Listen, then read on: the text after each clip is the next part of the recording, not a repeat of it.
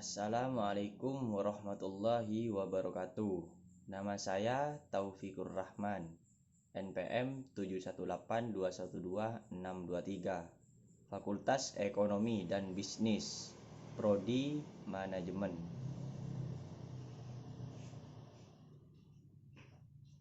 Kali ini saya akan sedikit menjelaskan mengenai materi tentang motivasi.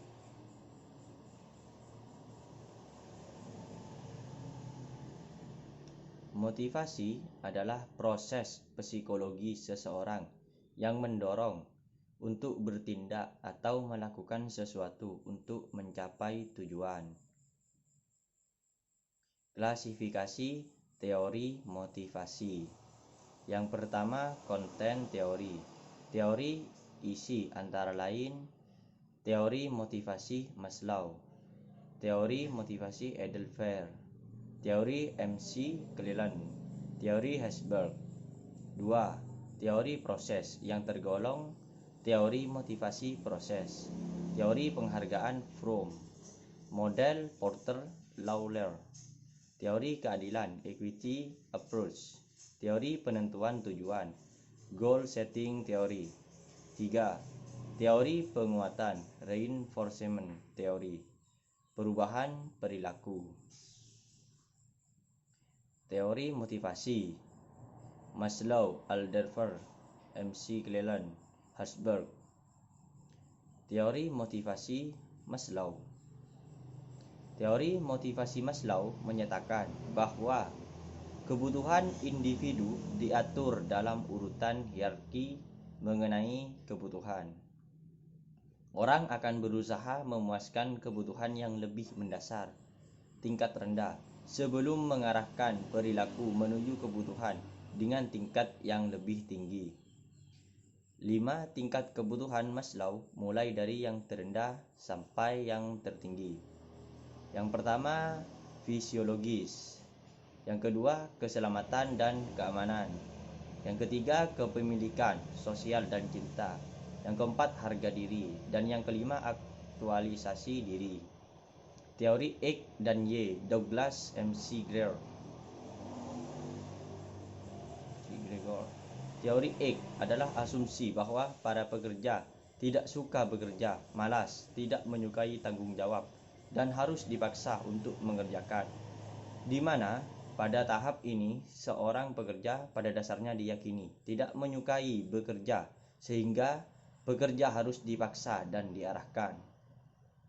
Teori Y adalah asumsi bahwa para pekerja suka bekerja, kreatif, mencari tanggung jawab, dan dapat menyodorkan diri sendiri dalam melakukan pekerjaannya. Manajer beranggapan bahwa pada teori ini semua pekerja memandang pekerjaan adalah hal yang alamiah seperti beristirahat, bermain, maka dari itu pekerja dalam belajar untuk menerima, bahkan mencari tanggung jawab.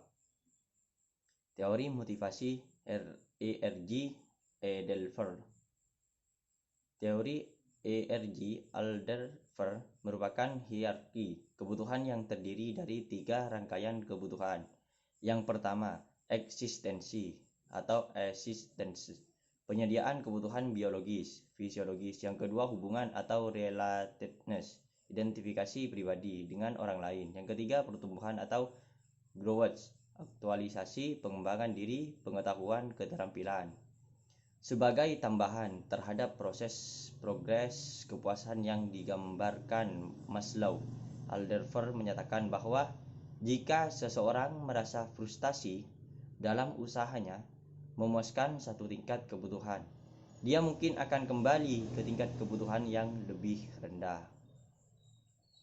Teori motivasi Friedrich Herzberg.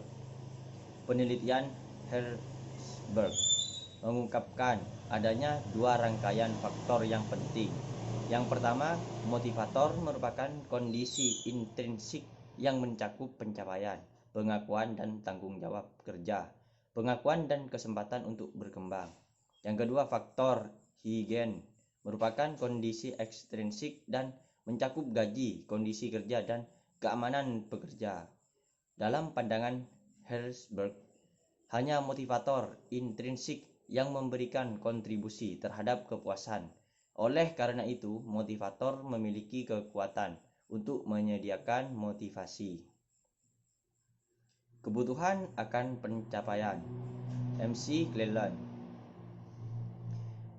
Cleland telah mengembangkan serangkaian faktor deskriptif yang merefleksikan kebutuhan tinggi akan pencapaian, yaitu kebutuhan akan pencapaian (need of achievement) adalah dorongan untuk berprestasi untuk mencapai yang berhubungan dengan serangkaian standar dan berusaha untuk berhasil.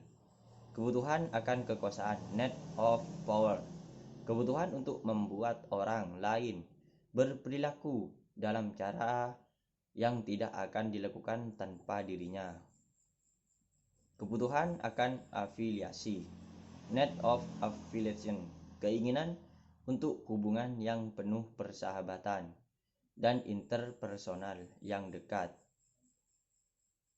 Demikian penjelasan dari saya, kurang lebihnya mohon maaf. Wassalamualaikum warahmatullahi wabarakatuh.